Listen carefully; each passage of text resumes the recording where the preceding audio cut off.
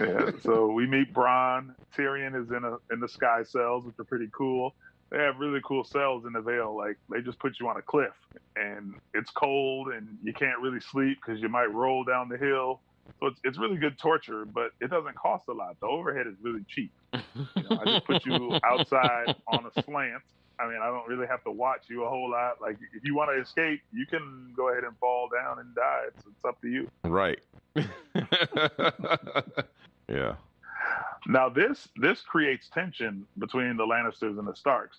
Earlier, when King Robert went to Winterfell, Jaime Lannister asked Ned, "Hey, we like to have a little spar. I can't wait till you come to King's Landing so we could fight a little bit, train a little bit." And Ned said, "I don't fight in tournament because I don't like people to know what I can do in a real fight."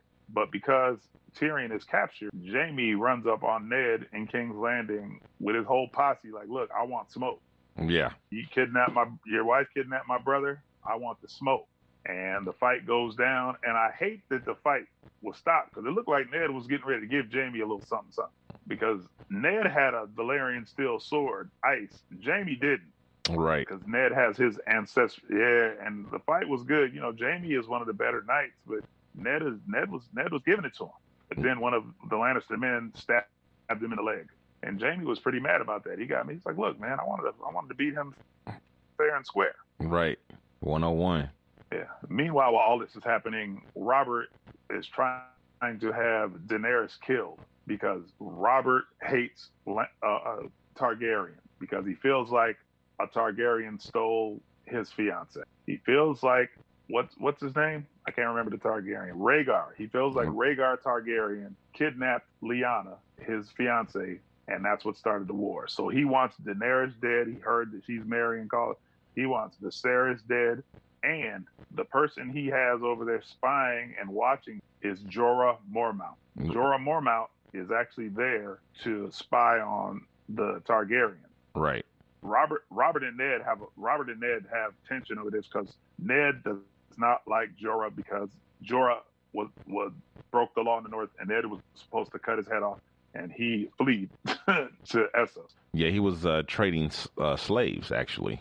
Yeah, he was trading slaves because he was trying to buy a ring for a woman he loves. See, this dude is a sucker for love. Mm-hmm. He's got a lot of Drake in him. He's a lot of Drake. I mean, there's a lot of in Jorah Mormont. He's very soft. He's light skinned. He's light skinned.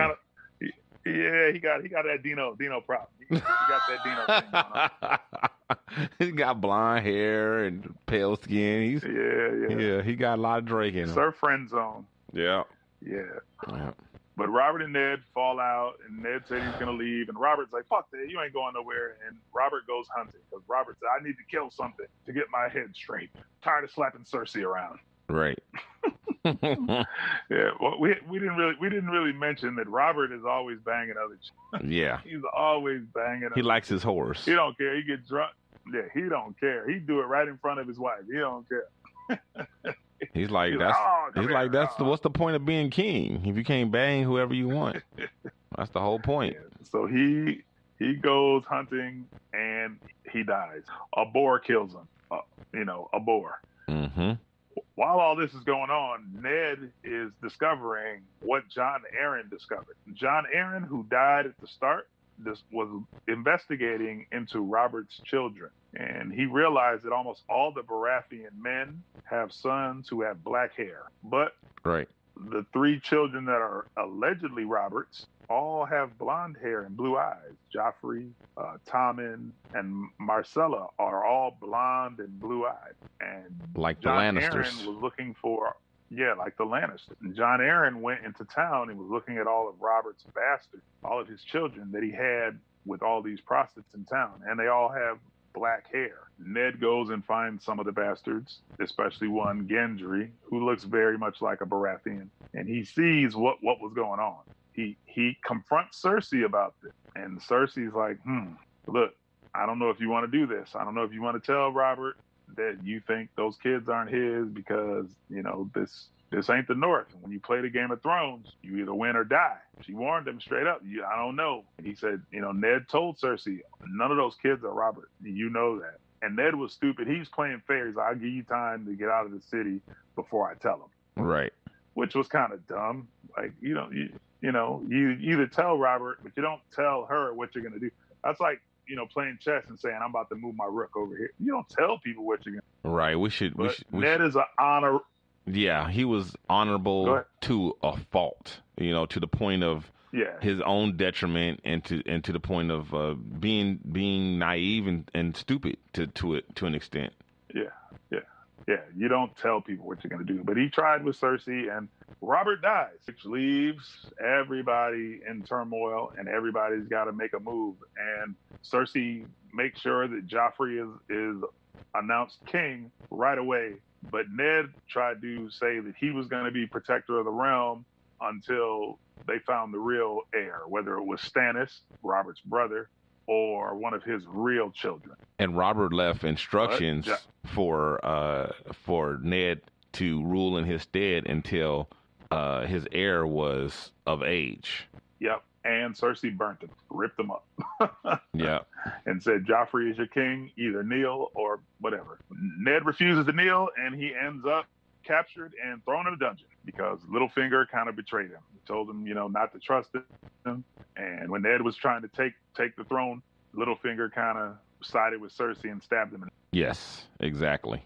Now, interesting story is Littlefinger, whose name is Peter Baelish, his name is Littlefinger because his hand got partially cut by Ned's older brother, Bran Stark. So he's always had a little axe to grind versus the Stark. Not to mention that Peter Baelish, a.k.a. Littlefinger, has always been in love with Catelyn Stark since childhood, who ended up marrying Ned Stark. Yep. So he has a big issue with the Stark, especially the Stark men. So we didn't really know this much. I mean, we knew, but we didn't really know until, okay, this dude doesn't like the Starks at all. So all this becomes crazy. Ned tries to, stay honorable. Like, I'm not going to beg for my life until, they tell him, Varys says Sansa, pleaded really hard for his life. Yeah, and they came to Ned and while he was in his cell, and they told him, well, if you go ahead and back us up and this, that, and the other, not only will spare your life, but we will also spare the life of your children as well. Yes, and they offered him. They said, we'll let you take the Black. You can go to Castle Black and be with your brother and your bastard. You can live the rest of your life. So he thought that was the deal, and he goes on trial. But Joffrey started, getting his Bieber on. Baby, cut his head off. That's what he said. He was like, nope, I don't care what my mother says. These are women, but as long as I'm king, because he's feeling himself, I'm not going to tolerate any treason. Cut his head off. And they take my man's sword and they cut his head off. Ned Stark dies in front of both of his daughters. Sansa standing right there, and Arya in the crowd with her little sword, like she was going to go up there and save him. and it shocked everybody. Yeah. This creates a huge tidal wave because Robb is so upset that he and the North decide to leave the Seven Kingdoms, and Robb becomes the king of the North, and they start fighting, killing people, and Robb Stark, Ned Stark's oldest son, turns out to be a great battle general. He is winning all his battles. So much so that he even captures Jaime in a battle. Yes. Remember, they catch Robb becomes the king of the North, and he's on his way to King's Landing. I don't know, what was he going to do? Was he going to go to King's Landing and save his sister, right? Yes. And kill Joffrey. I guess that's what he was. Well, he was going to avenge his father, save his sisters and avenge his father. Meanwhile, in the North, a zombie attacks the Lord Commander Mormont, and Jon Snow and the Wolf save him. And Lord Commander Mormont gives Jon Snow a Valyrian steel sword called Longclaw for saving his life, which is pretty important because Longclaw is still in the mix. Yes, Longclaw is their family sword, just like Ned Stark had. Was. Yeah, he gave it to Jon Stark because Jorah Mormont, the one over and Essos, who was serving Daenerys Targaryen, King Robert. He Yeah. No, well, I'm saying that. Well, he kind of Mormont Jorah kind of shamed the family, so he can't be the Lord of Bear Island. Right. He's basically in exile. He's in exile. Right, which is why he doesn't get the family. Which is why he doesn't get the sword, and it goes to Jon Snow. Yeah, yeah. So Jon Snow gets that, and Lord Mormont actually ends up making him his steward because he sees that Jon can be a great leader. So Jon wanted to be a ranger like Benjen, but he ends up being, what does he end up being? A steward? Steward. Yeah, his personal steward, the Lord Commander's personal steward. Yeah. Yeah, so, he thought he was going to have to bring his food and change his toilet bowl, but no, you're going to be in the room. You're going to learn how to command. Yeah, but he did have to do all that other shit, too. Learn. And they go.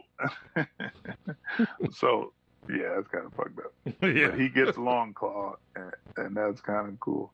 Meanwhile, on the other side of the world, Drago falls madly in love with Daenerys because she learns how to ride that horse. She learns how to ride that stallion because he's used to doing it, doggy style. But she shows him the Targaryen twist. And slowly but surely, my man Khal Drogo falls in love with Daenerys. And yeah, she put it on him. Closer, and they get this. Yeah, she did the Targaryen twist. No, that's that fire and blood. That's that hot shit. Mm-hmm. All of this time, this is really upsetting Daenerys' brother, Viserys, who thinks he's the rightful king of Westeros. And Daenerys is getting more respect and more love, and they're starting to give her props, and they're not giving him anything. They're dissing him because the Dothraki only respect strength. They don't give a fuck about your name, your title, your clothes. Right. All they respect is if you can you whoop my ass. That's all they care about. They don't care. And Viserys is very whiny and he's wimpy and he's full bitch mode. Yeah, he's bitch made. He's bitch made and he's weak and he's also kind of crazy, probably as a result of the incest. That's my theory. Yeah, but where he overstepped his boundaries is he didn't realize Khal Drogo fell in love with his sister because of that hot thing. So when he came in there talking crazy to Daenerys one night, her husband, Drago, was like, no, you're not going to talk to my wife crazy. I'm going to give you your crown. I'm going to give you your crown.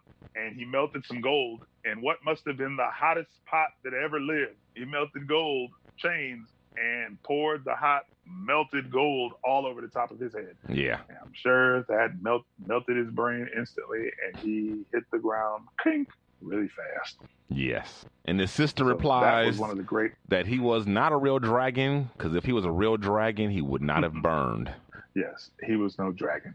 And he used to always like to say, you don't want to wake the dragon. He was no dragon. He was no dragon. A real dragon doesn't feel fire. And after this, Drago really goes crazy. He's like, because he's pussy whipped now. He's like, I'm going to get on these boats and I'm going to go across the narrow sea and I'm going to rape all the people and kill everybody and get my wife her throne back. And the Dothraki are like, yeah. They're going crazy. They're ready to do it. And one of the Dothraki blood riders is like, man, we ain't doing that shit. We're not going over there. Fuck your wife. And they get into a, remember he said? Yeah. And so basically he challenged him. And Khal Drogo fights him without his swords. He said, I'm going to pull your tongue through your neck. But in the fight, he gets a flesh wound. And since these are tough guys, he's like, I ain't worried about it. Leave the flesh wound alone. But that flesh wound festers and ends up infecting him. And, an infection back then with no penicillin and no, antibacterial. Could be deadly. Yeah. No antibiotics. He gets infected. And eventually he is comatose. And one of the witches that they kidnapped offers Dany a solution to bring him back to life, which was a trick. Yes. It didn't really work because Dany was pregnant. Daenerys was pregnant with Khal Drogo's baby, and she had to kill the baby to bring Khal Drogo back to life. But Drogo wasn't alive. He was a vegetable. Alive, but he was a vegetable. Yeah. He was a vegetable. So basically, the witch gets tied up. Dany's going to kill her because she betrayed her. And Drogo dies, and they're going to burn him. But Daenerys decides to go in the fire with all three of them, with Drogo and the lady. She also takes her dragon eggs that she was given on her wedding night. She got 3 dragon eggs from a shy. I was watching